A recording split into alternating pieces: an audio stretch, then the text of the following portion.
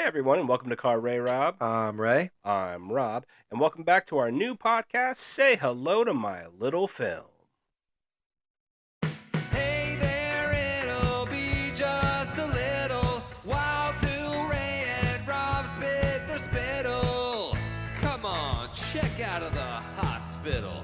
So grab some of your best peanut brittle. This will be a darn good transmittal. And say hello to my little film. Hey everyone, I'm Ray. Welcome back to Say Hello to My Little Film. This is episode 2. Rob, how have we come this far? We usually do not follow through on our New Year's resolutions, but not this year. This year is coming up, Ray Rob. This is a journey, and we are on it, and we've continued it. But some people might be on this journey for the first time. For those folks, do you want to kind of let them know what are we doing on this podcast? Well, with Say Hello to My Little Film, we're kind of doing an extension of the YouTube show that we used to do a number of years ago, which was mainly trailer reviews and some film reviews and some odds and ends.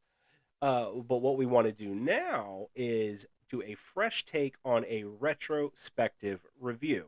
So instead of just Ray or I doing a review of a movie that we love, we've always loved, we are recommending it to the other, knowing that they have not seen it. And from there, we get that new, fresh perspective from their review. And the great thing is with our podcast, if you haven't seen the movie, no sweat. You're in the exact same boat as the other person. We're going to give you an opportunity to pause in the middle, go watch the movie, and then come back and join the discussion. If you have, even better, you can find out if our review matches yours. All right, Ray, I have the distinct pleasure of setting us a sail in our inaugural episode by being the recommender. This week, it's your turn. What do you got? What do you got? What do you got? What do you got?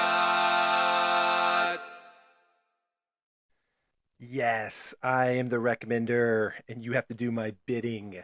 You're actually going to be pretty happy about this because okay. even though this is a movie you've never seen, Uh-huh. this is not a franchise that you are unfamiliar with. Oh, The okay. movie I am presenting to you is What We Do in the Shadows. Oh, okay. Yes, and obviously we are both huge fans of the show. Yes, in fact, that's as you said, that's my only exposure to this at all. So it's kind of an interesting way to review this. Yeah, so you're going to be coming from it from the standpoint of a show watcher and then going back to the movie, the original piece, Right. where I saw the movie and then went to the show and saw that transition happen. Yeah.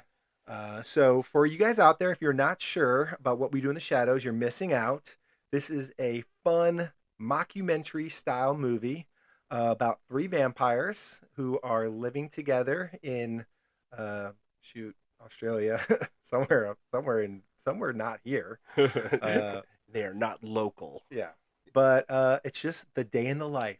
And so it's written and co-written and co-directed by Taika Waititi and Jermaine Clement, who you know what you're getting when you're watching a movie with those two in it. Absolutely. If you love Flight of the Conchords or any of Taika's work with Marvel, obviously he has a very distinct style, which comes through in the show. Even though Yes. he has directed episodes and he does have some creative Yeah. input, but I know it's not all him like the movie would be. Yeah, Jermaine Clement, I think, is heavily still active in the show, or at least when it first started. But the show's got to be like a self-fulfilling prophecy type. It's a train that moves itself now. It's going on season 6. That's crazy. But yeah, so it all birthed here. So just some facts about the movie. This movie, which is kind of crazy, was made for $1.5 million. Oh, okay. It made 7, so pretty good return Pretty on good investment. But like, yeah. it did not shatter the earth at all Yeah. with this. So yeah, Rob, I'm really excited for you to see the origins of this TV show that we both love and talk about all the time. To see where it all started. I do wonder.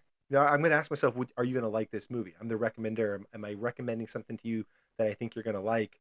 And I think you are going to have the show might have surpassed the original concept. Sure. So you might not like it as much as I do since I saw it first. It'll be interesting to see what you think. Yeah, it's hard. It's always hard whether you're going from a movie to a TV show to a movie, whichever direction, to kind of separate one thing from another. Especially if you do love something, either one so much and you've had no exposure to the other one at all. But I do really like Taika. Like I said Yeah. earlier, I love his style. I love his humor. So I expect that to come through, and especially because this is kind of uncut, unfiltered Taika, where the show is again, it's something different. It's made for the TV audience. So I'm very curious to see if you're right, if I find it lacking in any way.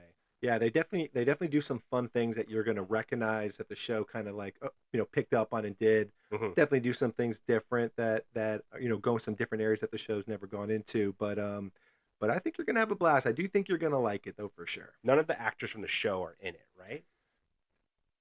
Not the main cast Okay. of the show. Sure. I think like either Taika or Jermaine's character has done a guest spot. Right, on right, the like show. the Vampire Council or Yes, something. at a at some time. Vampire Council. Yeah, Yes, yeah, a Vampire yeah. Council. So. Okay, but like Nandor or Nope, Nadia. nope, and they're that- all that's original. level. They Okay. are all original to the show. Okay, that's I thought I remembered reading that, but again, it just this is one of those movies that it's funny.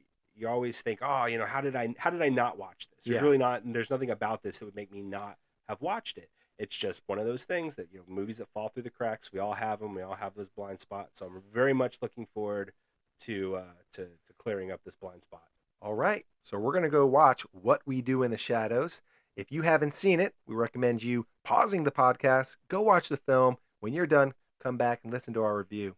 See if it matches up with what you thought. If you've already seen it, just wait a minute. We'll be right back with you.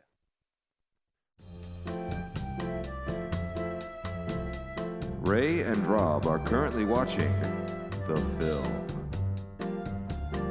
You may be also watching the film.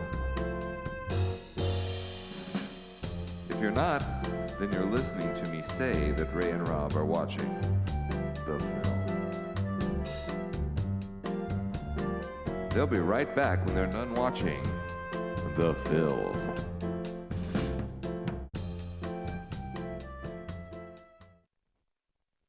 All right, guys, we are back. We are back. From watching What We Do in the Shadows. I, again, loved it because, of course, I knew I would. I'm the recommender. Exactly. That's why I recommended it. But I got there to you, Rob. What'd you think? Well, I have to say, I'm going to do my best to not spend this time reviewing the movie by just comparing it to the Right. show, because I feel like that is really unfair Yeah. to the movie. It has to be brought up. No, it will, and it'll come up here and there, but I'm going to do my best to not just constantly say, "Oh, I like this compared to this." Right. I think that, like I said, kind of unfair to the source material. But I will say, so when we started the movie, and the first thought in my head is just like we talked about, am I gonna like this? Yeah. Am I gonna be able to separate it? You're right. What does this remind me of in the show? Do you think that the whole time? Right, exactly. So, I'm sitting there, and I will say within the first 10 minutes, I was really able to I was able to separate it. And I was cool. really kind of getting pulled into the movie on its own right. Right. Not just, I'm missing Nandor, or I'm missing Right. Nadia, or whatever. Like, I was really able to, I think, kind of clasp onto these characters and really kind of go on the journey that was originally, meant to be, that Taika and Jermaine wanted. Right. And I think that's kind of the genius of the show, is that the show is doing what the movie does, but they're not copying the movie. Like, there are three main characters in the movie, and there's three main characters in the show, but the characters are completely different. There's not much like I don't know, duplication of the character arcs or the character types. Definitely. They're their own vampires. Right. And so when you go back and watch the movie for me, or when you're discovering the movie for you, I don't feel like you're like, oh, this is a bad impersonation of the character that I already love. Right. No, absolutely. I think, while I can say, sure, like there's a little bit of Aspects. Laszlo and Vladislav, Yeah. a little bit of that. A little bit of him and Deacon too. Right. Fair, exactly. And, maybe even a little bit of Nandor in, oh crap, Taika. Viago. Viago, thank you. So many V's. Yeah. In the Viago character, kind of that like that almost innocence that Mhm. Nandor Mhm. has. I think Viago has that as well. But I'm actually, I'm going to say, I actually really loved the Viago character specifically, and I think he really is what kind of drew me into the movie. Yes. I think he has that, that likability factor. That yes, he's a vampire, and yes, he's literally killing this like he kills a Right. woman in front of you. Very poorly. Right, very poorly. He gets his mess everywhere, but he's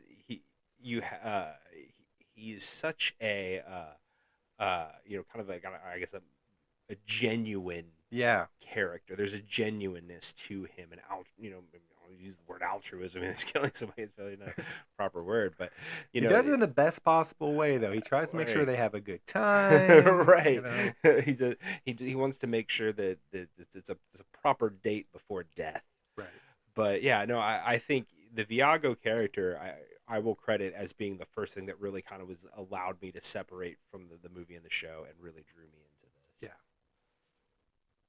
All right, Rob. So in our last podcast, when we talked about the babysitter, we talked about how perfect that first act was. And I do want to spend some time with this movie kind of talking about the first act Yeah. because I think it's unique. This is a mockumentary style movie, and I am a sucker for mockumentaries and documentaries. I watch them obsessively. Sure. I should join some true crime like groups or whatever, listen to more true crime podcasts because I'm a sucker for it. But in the first act of this movie, it's I think we're kind of hitting on it when we were discussing some of the main characters, but it's bits to kind of introduce you to the characters, and it's this humanization of vampires, just kind of showing you what a vampire would do in everyday life nowadays. Yeah, and it's interesting too because the archetype of the vampire is something that's been done so many times, Yeah. and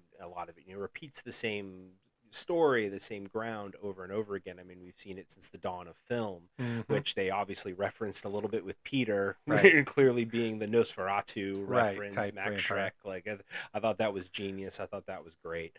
But yeah, so you're always kind of like looking for what's that new angle that I can take on something, and obviously, mockumentaries in general, I think do give a really great outlet for things like that because it does bring that kind of realism, that grounded nature Yeah. to something that does seem typically so fantastical. Right. So yeah, no, I completely agree. This idea of like we're gonna have a flat meeting, or whatever, Right. a house meeting, and Right. they all come down to the table. It's like, is Peter coming? And Yeah. it's like, no, Yeah. Peter's not coming. Like you said, a lot of times with documentaries, they give you the opportunity to take the fantastical and show it in the mundane. Right. And that's kind of, we get we're seeing them in this first act argue over chores, Mhm. right? They're doing karate. They're helping each other get dressed because they don't see each other's reflection. Right. Yeah. So, it's just all these small opportunities where it's the unexpected, but the obvious, Yeah. and it just really works for me in this. And part of the reason why I love it, it's like you just immediately fall in love with the characters because they're just doing what you do in a different way. Right. Well, and again, kind of going back to that vampire thing, like vampires are typically so cool, and these guys are very much not cool. Right. Like in the traditional sense, Yeah. like they are To varying degrees of cool, but sure. yeah. I mean, but even Vladislav or probably maybe or maybe Deacon. I guess you could have a battle out like which Yeah. one's the coolest Yeah. of the two. But like though, yeah, I mean, but even with them, like they still have their eccentricities that Right, make because they're them of their not time. cool. They're so old. They're of their time, and right. that's the other aspect. Is like there's a 900-year-old living in today's, relatively. I think this movie's 2014, but yeah, living Yeah. in today's times. Sure. But the first act is also, I think, composed of some great bits. So I wrote some down just to kind of remind ourselves. But I love Viago. He's talking about the love of his life. Yes. And this Catherine, I think her name was, and she gives him a beautiful silver locket. But of course, vampires can't wear silver, so he tries. He tries it, and he, like, this is as long as I can wear it, and like the Yeah. smoke. I loved He it. Yeah, tries, it but was he so can't good. get it. I said getting dressed with no reflection. Yeah. We kind of mentioned the messing up of the bloodletting. As we kind of mentioned Viago, he's killing somebody and he's trying to suck their blood as nicely as possible, but he hits a nerve, Right. and blood just Artery. Artery. It's an artery. Definitely hit a nerve, yeah. but last Yeah, nerve. she grimaced in pain before. She So was just on her last nerve. them just using technology in general, as Yeah. they kind of get introduced to that, I thought was all great. You know what bit I thought was so funny and so genius was the bit of them going to the clubs and they can't Can't get enter in. because nobody, like, they won't invite them in. Vampires have to be invited in. Like, it's so funny because again, like, kind of that core of comedy, like you find that, like, that weird twist on an ordinary event, or right. and it's for something like again, like with a vampire, you never think of it that way, but Mhm. that's part of vampire lore, at least for the most part. So to like figure out a way to kind of make that joke, I thought was just really funny, and it definitely again, because again, you think vampires cool, like, oh, they get in everywhere. Yeah. Everybody wants to party with these guys because Right. they're cool. They can't even get in the front door. Yeah. And that's what you said. It's messing with that archetype of what vampires are, because you kind of think of Tom Cruise. Yeah. In Interview with the Vampire. And it's like so cool, and Yeah. the king of the castle, and everybody bows to their whim, and that's not these guys. Yeah, no, not at all. No. And like I said, I didn't want to spend all of this time just comparing the Mhm. show to the movie. But there are some things that I did kind of want to to point out, I guess. Sure. Just naturally. Well, we're fan, or I'm a fan of both. Right. Yeah. And now I can say I am as Yeah. well. And I will say, like, there are some things that I do think that the movie does do better even than the show. Mhm. Partly because I think it's again, dynamics are different. Yeah. And I think the movie kind of because of the makeup, I guess, of the core vampires, being so different from Nadia, Nandor, and Laszlo, like their relationships are just naturally different. Right. But like, I do think if I was coming in to the show, I should say, I'm sorry, if I was coming into the movie and and I hadn't seen the show, I might actually say that I find the three vampires in the movie more endearing. Mm-hmm. And that might partly be because of Viago. Like, Yeah. I do think he does of all of the between show and movie, I do think he has a certain, like I said, genuine nature to him that I think as a viewer draws you in, and like you instantly like him as a character, as a person, as a vampire. You like him, and I think in the end, for me, I think Viago, kind of, like I said, was kind of the star of the show. But I will say one thing that I did miss in the movie compared to the show is the familiar.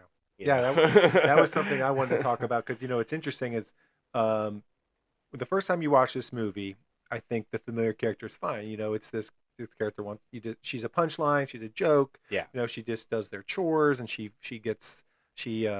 finds some of their victims for them. Mm-hmm. And when you're familiar, you want to eventually be turned into a vampire, which she does. It's not happening. Right. And then at the end of the movie, she gets turned into a vampire, and it's kind of just a little bit of a chuckle. Right. It just kind of goes. And it's fine. It worked. The first time I watched the movie, like, this is cool. It's fine. It's its own little bit. But the problem now is the show has taken the familiar character to a whole new level. It's the best part of the show, you could argue. I think you could argue that. Yeah. And so in the show, Guillermo, the familiar, that ride is just so fulfilling that it's when I go back and watch the movie now, it's obviously not as it takes away from the movie, unfortunately. Yeah.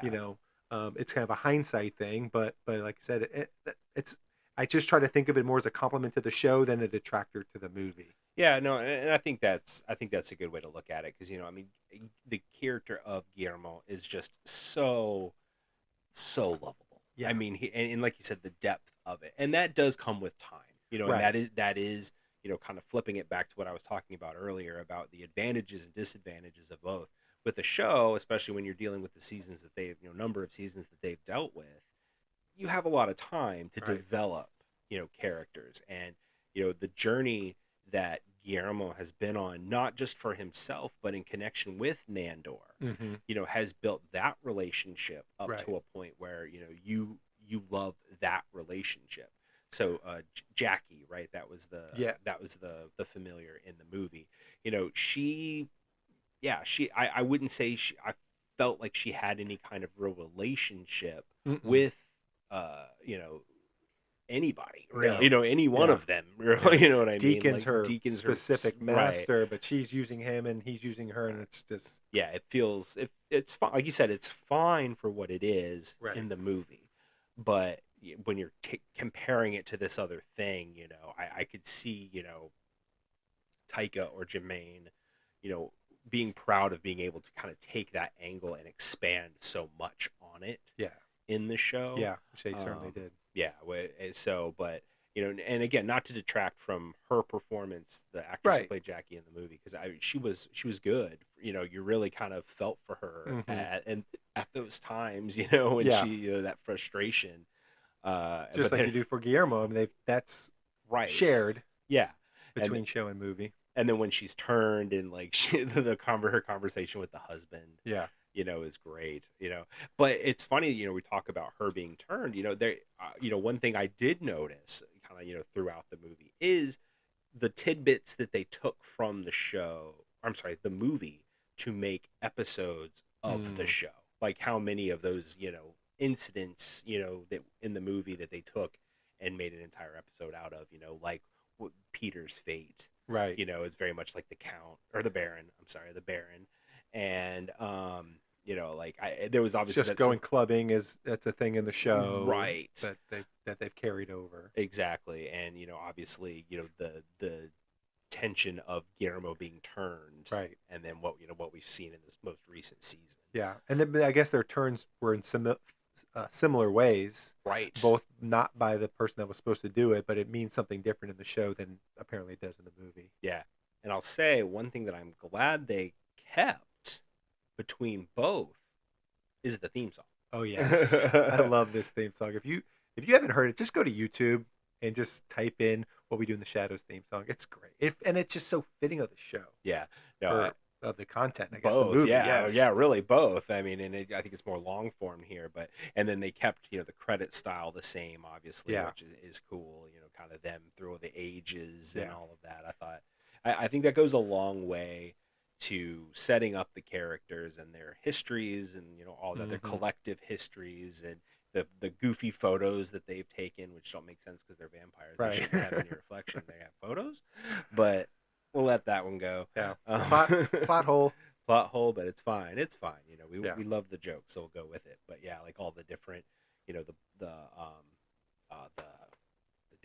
the event at the end. Oh, the Unholy no, Masquerade. thank you, the Unholy Masquerade. I wrote that down. Yeah. Because I knew I'd forget it. Yeah, but so like all their like different photos from the Unholy Masquerade and all their different attire, I think Yeah. is always really funny. Yeah. So, I think as the movie, so I love the first act. We just kind of said it's very charming. Yeah. It introduces the characters brilliantly. But to me, where the movie like really picks up is the second act when this Nick character who's supposed to be a victim. Yeah. He gets, he gets sent to the party by the familiar Jackie, and he's just supposed to be eaten and killed. But he actually gets turned into a vampire. Yeah. So in the second act of the movie, we go through the shoes of somebody who's been a vampire for less than a couple days or less than a couple weeks, Yeah. and we get to kind of see that experiences where everything's new and not as it is cool parts of it, but not as cool as maybe he expected in some others. And I think that's where the movie really starts to work again for me. Yeah, no, absolutely, and that foil type character where they're new to the world, and that way you can kind of Right. see through their eyes and how things are different from your own world. It's a classic trope, and it always works. And even in the vampire genre, Mhm. it's not a new thing. You're talking about like Claudia in Interview with the Vampire, talking about that Right. from earlier. Characters like that, and yeah, I do think. I agree. I think it also there is a bit of a tonal change. Yeah, with I think that. so. I definitely feel like it feels different. Yeah, and I think it does work for it because a good hour and a half comedy is great, and Yeah. having that, constant laugh is great. But I think, they were able to kind of explore again that kind of depths of despair Mm-hmm. of being a vampire, that bad side, Yeah. that maybe people don't often like think about, or Right. whatever. And I think it does kind of like show how, while some people can kind of glamorize, the idea of eternal life, and Mm-hmm. even having to eat people, Right. that kind of thing, and like the sexiness, if you will, of like being a vampire. Like there is that downside, a really steep downside, that price that they pay. And I think Nick does a great job of selling that. Yeah, he can't eat chips. Right. He can't eat chips, which is our favorite food, The because when he projectile does, he vomiting, projectile vomits. Yeah, man. but yeah, I agree. I do think there's a tonal shift, because I feel like the first part of the movie, as I said, is a lot of bits. Yeah. But the second part of the movie is where it starts to find the story that they're going to ride through the end of Right. the movie. Like I said, I think a lot of the stuff with Nick is really great. I love when he says, in regards to turning into a vampire, it's just like having the flu, but his eyes bleed heaps. I Right. mean, okay. Don't think I want that. Yeah, the whole change scene with him in his room, and like he's in bed, and then he's like up in the corner Yeah. of his room, like Flying just on the ceiling. flying on the ceiling. Like, yeah, no, I think that's great. Which actually, it's funny. I'll mention this briefly, and this is something that I think the show does well, but there is like from a production standpoint, while they feel similar, the movie has a rawness to it that the Yeah. show clearly doesn't have. Like the show has The that. show might have a bigger budget per episode. Oh, I'm than sure the it movie. does. I'm sure it does, and that's my point. Is it is. I will lovingly say overproduced. Mhm. It's not overproduced, but it has that like very Yeah. produced It feel fits to on it. FX. Right, exactly. Whereas the movie does feel like this is like an indie movie from New Zealand. But I will say, for being an indie movie from New Zealand, like the special effects that they employ are great. Yeah. I mean, there's an Inception fight scene. Yeah, exactly. That was exactly Spinning where I was room. going to go. Yeah. We were talking about the fly on the ceiling. It was that. Yeah, the Inception fight scene was pretty great. Yeah. Like, I think, and they were still able to do the bats, Right. bat fight. Turning into bats. Yeah. Bat fight, and all of that. I thought, that stuff was really great, but I appreciated again the rawness of it. It had a realness to it that I do think at this stage in the show it's lost a little bit of that, where it doesn't necessarily feel like a mockumentary anymore so No. much. Yeah. Like I think they've kind of shed some of that to a certain degree. Yes, they still have like the talking head segments and things like that, but like for the most part, it's just the scene playing out. Whereas the movie is firmly committed to the mockumentary style, and I think it benefits it greatly. It sure does. And then another really important thing that Nick does for us as a viewer is he introduces us to his best friend, Stu. Yeah. And Stu is great. Stu is really great, especially for having almost no personality. Like, and that's not a dig at him. Like he has very few lines through the majority of the movie. He's mostly just there. Nods. Right. He in the nods, corner. smiles, whatever, a little bit. He's just there. But he's human. Right. And Nick has decided not to eat him. Right. Which again is that interesting aspect of it. They even go through the the process of obviously him telling him that he's a vampire. Yeah. And Stu's very cool about it. He's very Yeah. cool about it, and continues to hang out with Nick and the entire vampire group, who also love him. Love Stu more than Nick. Right. They love Nick's Stu. really annoying as he's Yeah. discovering himself as a vampire. Yeah. It's They hard. hate him. Yeah.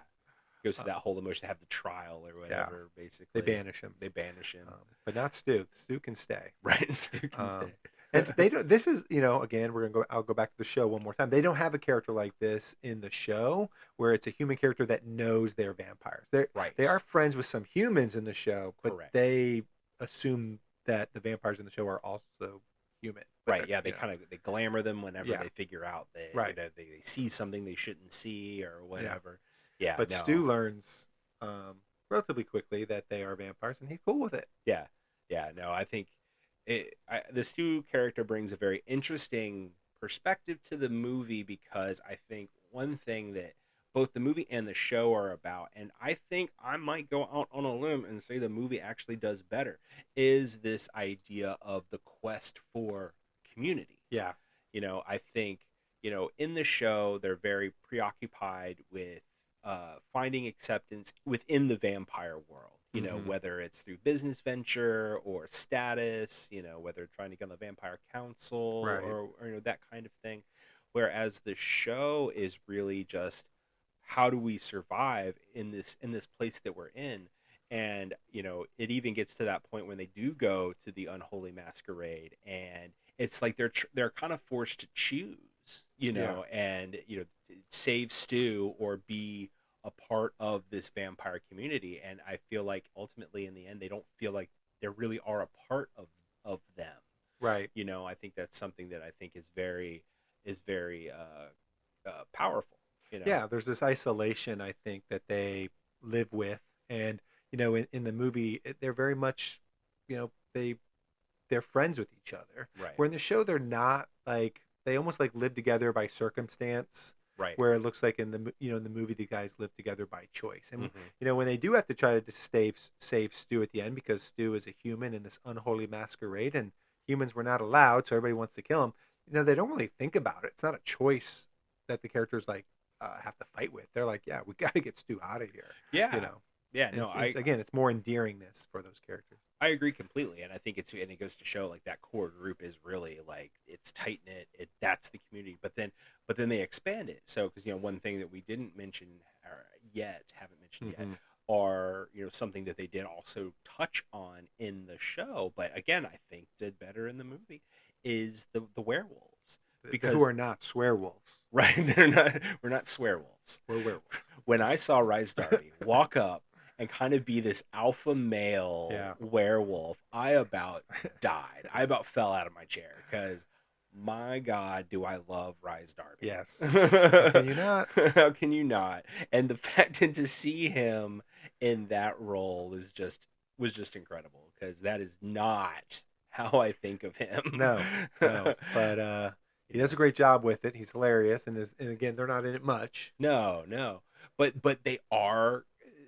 they're important, because They in are. the end, obviously, Stu becomes a werewolf, like Right. after this werewolf attack, and then in the end, after kind of having their angry interchanges at different times, and then the brawl eventually, after the unholy masquerade, they end up kind of becoming part of that community of Viago, Vladislav, Deacon, Nick, all Yeah. of that.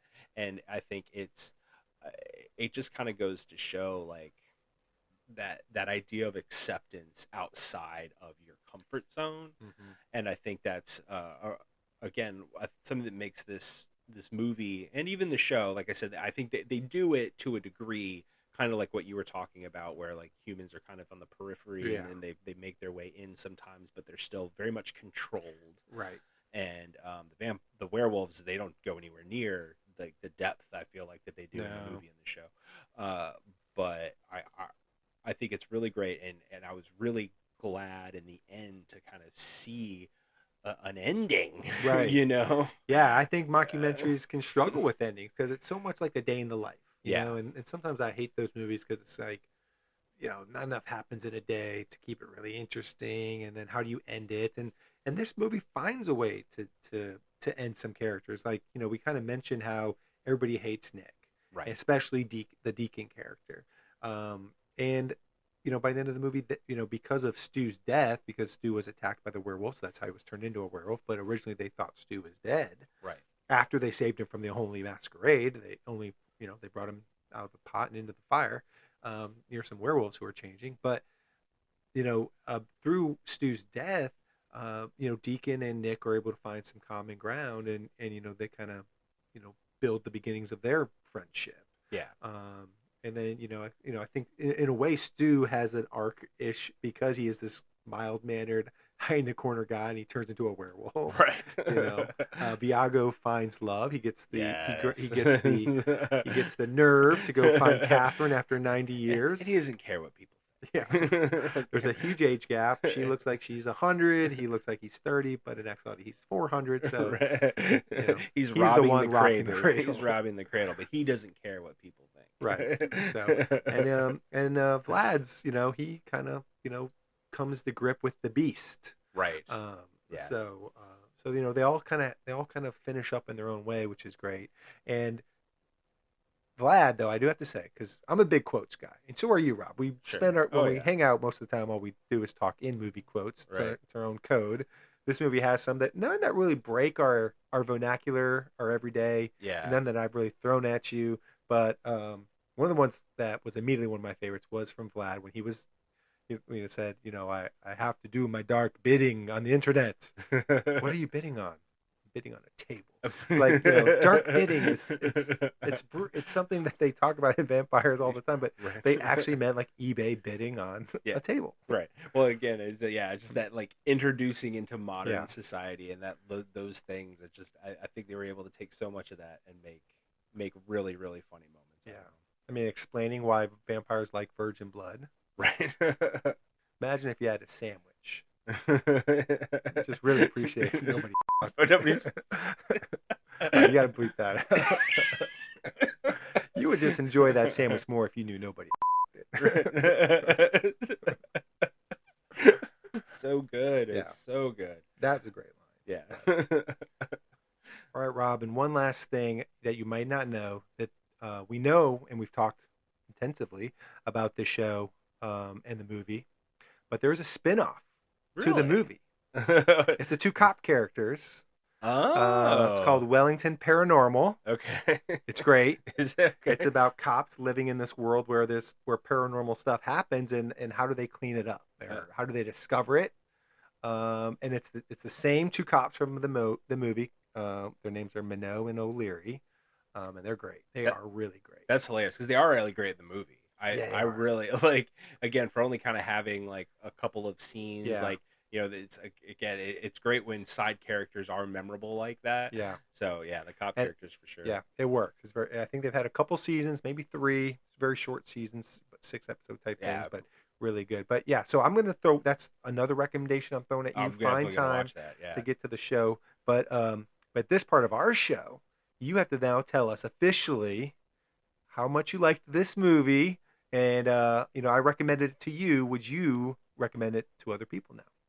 Well, obviously, I was already a fan of the show. Yeah. So coming into it, like you said, I wasn't a guarantee that I was going to like the movie, but there was definitely a possibility. Right. Because of, a lot of the creative behind it being the same and stuff like that. So, But you might have been such a fanboy of the show that it hindered your experience watching the movie. Absolutely. I think, and it could have been quite a likelihood, actually. Yeah. But it wasn't. Yes. And I really do loved it. I loved it. You were correct. I do love it. Like I said, within like the first 10 minutes, and like I said, I really credit it to that Viago character, and his opening sequences really kind of broke me out of just, I'm going to compare this to the show the whole time. Right. And I was really able to just enjoy the movie for what it was. And like I said, I think there's actually things that the show doesn't do as well as the movie. And, and that's fine. I'm going to continue to watch the show. I love the show, but I will 100% recommend the movie to anybody, anytime, anywhere, whether you like the show, whether you've seen the show or not. In fact, as soon as we're done here, I'm going to go recommend it to my sister, who is a big fan of the show because I recommended the show to her. So now I'm going to go recommend the movie to her. So we're going to keep this train going. And we're talking about recommendations, man. What are you watching? What are you reading right now? Well, I just finished up, or the best thing I guess I'm watching, in my opinion, would be I just finished up Slow Horses on Apple TV Plus. Okay. This is a show I have recommended to you. Yes. Many times. We don't talk about series on the podcast. That would be way too much watching. Way too much watching. But it's definitely one of my favorites. So they just finished up season 3 a couple weeks ago. And so I just finished it up and absolutely love it. It's getting a lot of good reviews, but it's one of those shows where the cast does a great job. It's a thriller mystery type show all the time. It's they're MI6 agents. It's called Slow Horses because they're like the bad FBI agents. They're the Okay. the Right. bad horses, the slow horses. Sure. And so they're all kind of grouped together at this place where they're supposed to just be forgotten and die and never, never thought of again, like just hidden away in the corner. Mhm. But it always circles back where they got to come in and somehow they get in the middle of all the controversy. They have to save the day. The show is led by Gary Oldman, and he is fantastic. I mean, he looks horrible. When is he not? Yes. Fantastic. He looks horrible. He's Yeah. way overweight. His hair is greasy. He farts a lot. He just eats disgustingly amounts of foods. And I can't tell if he's using a fat suit or if he's just really embracing the role. He's but pretty method, so I Yeah, would be that's what I surprised mean. if he just gained that weight. but he's the engine that makes the show go for sure. But it's a really good watch. I recommend to anybody. It's on Apple TV Plus. It's on right? Apple TV Plus, so Yeah, it might be okay. hard to get to, Yeah. but it's definitely worth it. Yeah, that's one of the barriers that I had, but I have recently gotten Apple TV Plus. I know, and because of that, that's going to affect the recommendation of mine in a couple weeks. Oh, fair enough, fair enough. But for yeah, I actually got it for the Monarch show. Yeah. Because my son is a huge Godzilla fan, and we've watched the first 2 episodes, and we're enjoying it so far. I don't want to get too much into it because again, I'm still kind of early. But I am watching 2 other shows. I am watching one with my wife called School Spirits. Oh, I've seen that on Netflix. Yep, on Netflix. I haven't watched it, but I've seen it. Yeah, I've seen that it's on there. Yeah, it's maybe not typically a show I might normally watch, but it's right up my wife's alley. She is a big fan of kind of like teen drama type shows. She's anything like that. She's really just super into. Does it have Wednesday type vibes? No, not really. It's No. not it's not goth in that way per se, but it is obviously paranormal because it's about a girl played by Peyton List from Cobra Kai. She plays Tori on Cobra Kai. And she it opens up with her waking up in the afterlife, and she's in her high school, and she's kind of walking around and figuring like, oh my god, like what happened to me? I don't know what's happening. And she's interacting with other ghosts who also haunt the high school, and they're all kind of like living out their afterlife, kind of stuck in this place, but they've obviously, a lot of them have been dead for a lot longer, so they're kind of like coming to, they've already come to grips with their death and just kind of like doing their thing. But she is like simultaneously like trying to figure out what happened to her. Right. So she's got living friends who are also like there's no body at this point, so it's like she's missing, and they're all trying to figure it out. So it's basically Can they leave the school grounds? No. So okay. they have to stay there, and so like you follow the friends off campus, but she is there with all of her ghost friends. And it's fine. Like I think it's an interesting concept, and they do some really interesting things. But I think part of the problem is I think most of the interesting stuff is on the ghost side. Yeah. And so like there's a lot of interesting emotional stuff going on with Peyton List and all of her ghost friends, new ghost friends. But like for the human side, it's really just relegated to the mystery. Right. So there's emotional stuff that I feel like all of these other characters are going through that they just kind of gloss over because they're in such a rush to get to the next clue. Yeah. And I think that kind of detracts because like I think that there is meat on that bone, and they're just not taking advantage of it. But one thing I will say, and I told my wife this, that they sometime within the next few years, there's going to be a movie that's going to come out of Sundance or some other, high, fluting festival, indie drama, just really like a critic acclaimed kind of movie starring Peyton List. And she's going to pull a Jennifer Lawrence. She's going to have a Winter's Bone or, that kind of movie that's going to kind of put her really on the map, kind of break her out of this like teen show thing that she's in. I think she's got a lot of potential. I think she's a really good actress, but I think it's the roles that she's taking right now, and I think it's going to happen. It's going to happen. She's going to pick that role that's just going to like launch her into like a whole nother level of acting. Yeah. Yeah, we're both fans of Cobra Kai. I don't always love her in Cobra Kai. Oh no, Cobra Kai is a show that I, 50% love and 50% am just annoyed by constantly. Right. And it is unfortunate because the annoyed by constantly part is mostly centered around the kids. Yeah.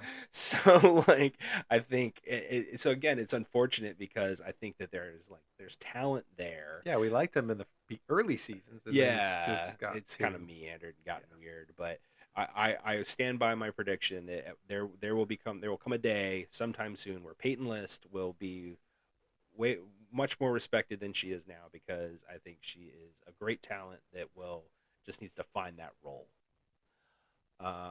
The other thing that I'm watching is the newest season of Fargo, Oh, which I had actually fallen off of. Like, I didn't watch like the last two. I only watched the first two and a couple episodes of three. Yeah, and then I just fell off. I think then I may have. I think this is five. I don't. Yeah, I've definitely missed at least the last two, maybe even the last three. Then, but I saw the trailer for this one, and John Hamm is in it. Mm-hmm. Juno Temple's in it. Joe Keery is in it. So I'm like, okay, like I'm gonna watch this. And so yeah, we sat down, and we're about halfway through the first season, and it is just great. Fifth season. Oh man, yeah, for a fifth season, it is great. I think Jennifer Jason Leigh is in it, and she is just stellar. Really? Like she's usually stellar in most things that she's in, but like, oh my god, like she is so complex. It's like you hate her, and then she has a scene that you're like, oh man, you go girl, and like it's just really really great stuff. And then she has another scene where you're like, God, you're like the worst person I've ever met in my life, like good God. So it's a kind of a roller coaster of emotion there, but it really captures the vibe of the movie, which is kind of like supposed to be the whole thing with the show is kind of like getting that kind of weird crime drama Cohen twist. Right. Oh, I'm glad that you're liking it because it's been borderline on my list of shows. Should I watch it? Should I go back to Fargo? And you might have pushed me over the edge. I might go back now. Yeah. I'm probably gonna go back and maybe catch up on some seasons that I hadn't watched. But I mean, but I feel like at this point, even if you don't, but if you watch the new one, I think it's worth your time. All right, everybody, the experiment continues. We have reached the end of episode 2 of our new podcast, Say Hello to My Little Film. I can't believe we did it. I know. We recommended a great movie, some really fun shows. The audience has to be feeling pretty full right now. If they have that free time, they definitely have some ways to kill it now. We want to take this opportunity to thank each and every one of you for taking this time to sit down with us, find out what we thought about what we do in the shadows. Hopefully, you found a new movie that you love and you will be willing to recommend to somebody else. That is the hope. And one more hope that me and Rob have is that our audience takes the time to rate and review this podcast. If you guys give us a 5-star review, we will read it live, unfiltered on this podcast. Well, let's hope that if it's a 5-star review, that it's a positive review and they're not just rating it 5 stars and then lambasting us. Fingers crossed. That would be. But speaking of, we should definitely use that comment section as well because we would love to hear your recommendations for Ray and I, and also recommend movies to the other people in this community. We want to keep it going, keep it growing, keep those recommendations coming. We will see you guys in 2 weeks when we release our brand new episode, and that one will be mine. So definitely don't want to miss that one. So until then, this is Car Ray Rob. Where I'm Ray. And I'm Rob. And remember, be defined by the films you love, not the ones you hate.